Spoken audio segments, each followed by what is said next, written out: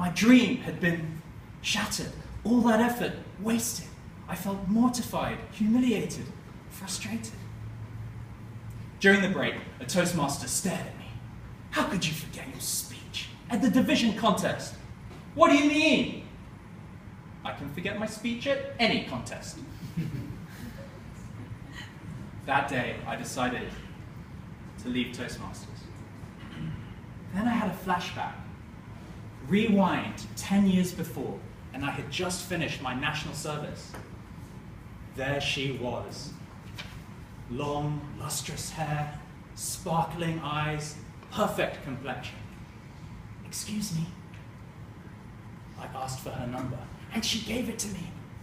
The next day, I called with eager anticipation, and that lovely female voice answered. The number you have called is not in use. Why? Being Singaporean Eurasian, half English and half Chinese, I thought I was a cross between James Bond and Jackie Chan. Perhaps she thought I was a cross between Mr. Bean and Phua Chu Kang. But maybe it was because I didn't have a job.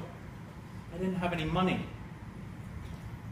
A month later, my friend Justin approached me with his small, slight frame, sparkling spectacles. Theo, I've got the dream job for you in America. There'll be money, margaritas, and Marilyn Monroe. I flew to America. The company building was excellent. The training was excellent. The job was not excellent. The job was to sell books door to door. After my training, I was sent to the field and found myself under a desert sky in California. It was so hot, you could fry an egg on the pavement. There was no money, no margaritas, and no Marilyn Monroe. Only more work. Every morning, I'd get on my bicycle and ride from street to street, house to house, door to door, trying to sell books. In my first week, a grandma answered the door, gripping a broomstick. We don't want it, we don't need it, and we would never, ever buy from idiots like you. What a witch. I was getting rejected, door after door, day after day, week after week. My prospects hated me. One day, a guy answered the door, his belly spilling over his belt. Get off my property, scum, or I'm calling the cops. What? This is my job. Forgive me.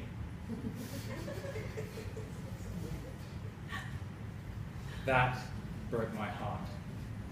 I wanted to quit. I wanted to cry. I sat on the hard pavement, defeated. My dream of being the top salesman in the company, on the cover of the company newsletter, torn apart. I called my boss, Robin, who everyone called Bulldog. Theo, the answer to most problems in life lie behind the next door. Keep knocking. It gets better. Okay, boss. So after that moment, I no longer tried to sell books. I just tried to get better. Did it get better that day? No. Did it get better that week? Not really. But it got better that month, and the next.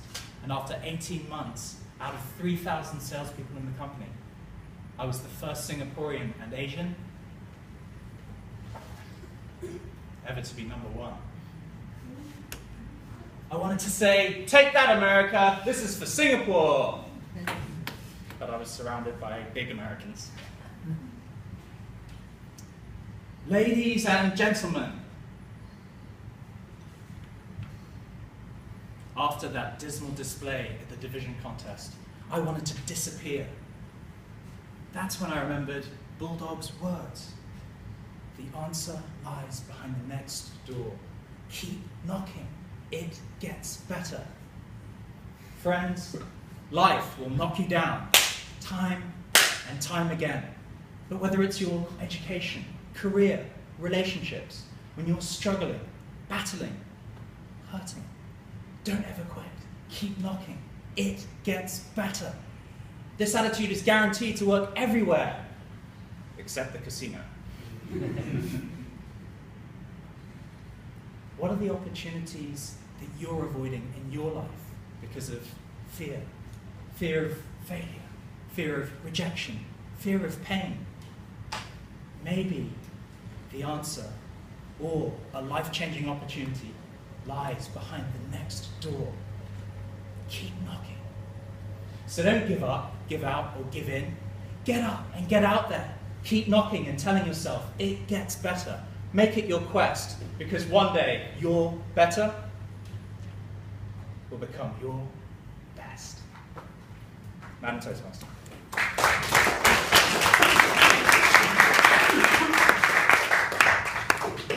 Thank you, Toastmaster Theo Davis, for his motivation speech. Before we cast our vote for the